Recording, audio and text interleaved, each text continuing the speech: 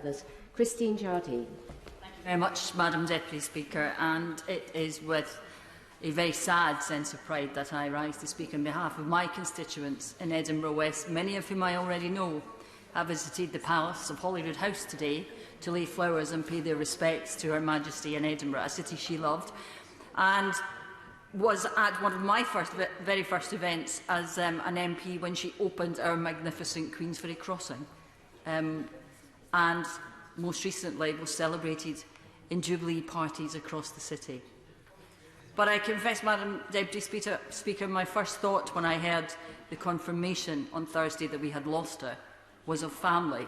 First, her family, of course, but then of my own family. My grandmother, who I remember as a child when I was going to my first sighting of the Queen at the launch of a ship in Clydeside, she told me how wonderful the Queen was, tried to explain to me about the war and the spirit and what her family had meant. And, you know, I thought I understood what she was saying. I thought I got that.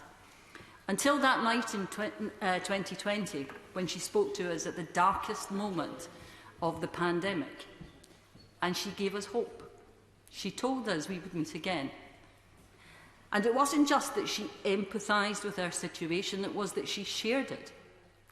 And I realise now that perhaps the reason she held such a special place in our hearts was because she shared our memories, she shared our thoughts, she shared our pain, and she was also a link back to those loved ones that we had lost, who had been through difficult times before, that she had also shared.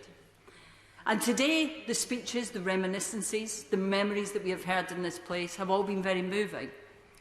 But they've all had a touch of gratitude, of thankfulness for having been part of those 70 years of her reign, and a heartbreaking recognition that that era has come to an end.